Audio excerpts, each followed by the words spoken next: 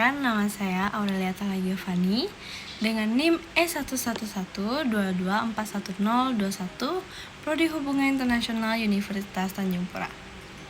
Oke, pernahkah kamu berpikir kenapa HP buatan Cina, sepatu dari Vietnam, atau mobil rakitan dari Jepang bisa kita nikmati dengan mudah tanpa adanya terjebak konflik perbatasan? Siapa yang mengatur negara-negara yang punya kepentingan berbeda ini agar mau bekerja sama? Jawabannya adalah sebuah sistem tak kasat mata yang bernama rezim perdagangan internasional. Tanpa adanya sistem ini, dunia bisa jatuh ke dalam krisis dalam hitungan hari karena negara-negara akan saling boikot. Di video kali ini, kita akan membongkar bagaimana aturan main global ini bekerja dan bagaimana posisi Indonesia di dalamnya. Mari kita bedah. Sebelum melangkah lebih jauh, kita luruskan dulu satu kata ini. Rezim, di mana kita kata rezim seringkali berkonotasi negatif, seperti pemerintahan yang diktator. Tapi dalam hubungan internasional dan ekonomi politik artinya jauh berbeda. Rezim di sini adalah kumpulan prinsip, norma, aturan, dan prosedur pengambilan keputusan yang disepakati oleh negara-negara di dunia untuk mengatur area tertentu. Dalam hal ini adalah perdagangan global. Sederhananya, rezim itu seperti aturan main di dalam liga sepak bola.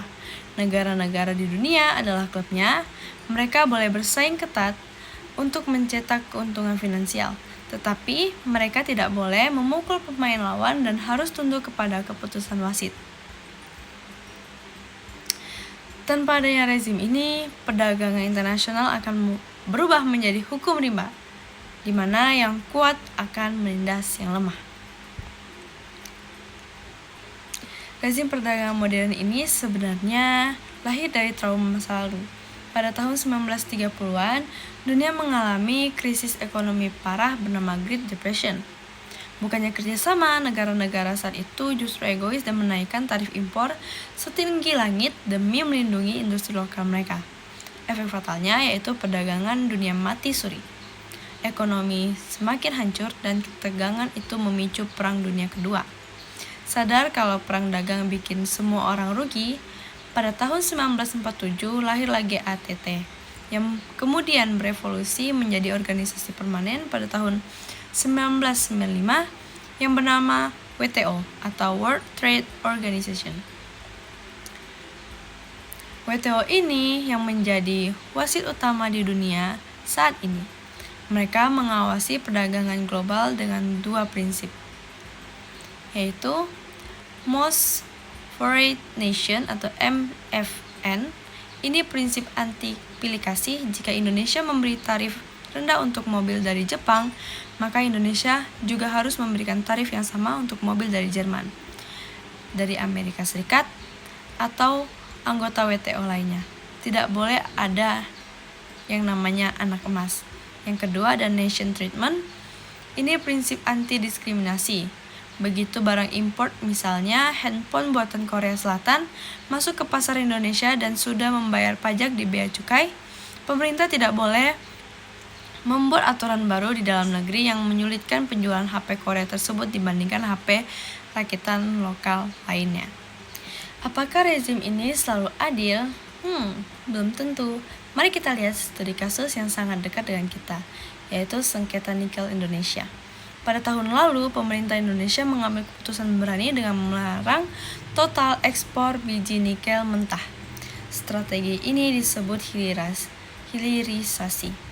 Kita ingin nikel tersebut diolah terlebih dahulu di dalam negeri menjadi komponen baterai listrik agar nilai jual naik berlipat-lipat dan membuka lapangan kerja di dalam negeri.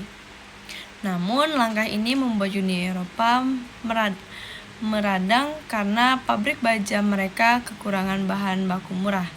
Apa yang mereka lakukan? Mereka tidak mengirim tentara, melainkan menggunakan jalur hukum rezim perdagangan internasional dengan menggugat Indonesia ke WTO. Sengketa hukum ini menunjukkan bahwa rezim perdagangan adalah medan pertempuran modern, di mana hukum dan kepentingan ekonomi nasional saling berbenturan keras. Pada akhirnya, rezim perdagangan internasional memang tidak sempurna.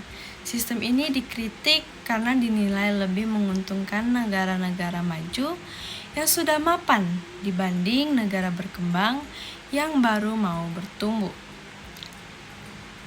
Namun bagaimanapun juga rezim ini adalah jangkar untuk menahan ego setiap negara agar persaingan ekonomi tidak berubah menjadi perang fisik yang merusak.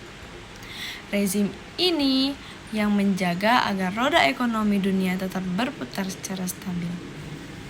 Menurut kalian, apakah Indonesia harus tetap patuh pada semua aturan WTO atau kita harus nekat melabrak aturan demi kepentingan nasional? Tulis pendapat kalian di kolom komentar. Jangan lupa like, share, and subscribe. Bye-bye!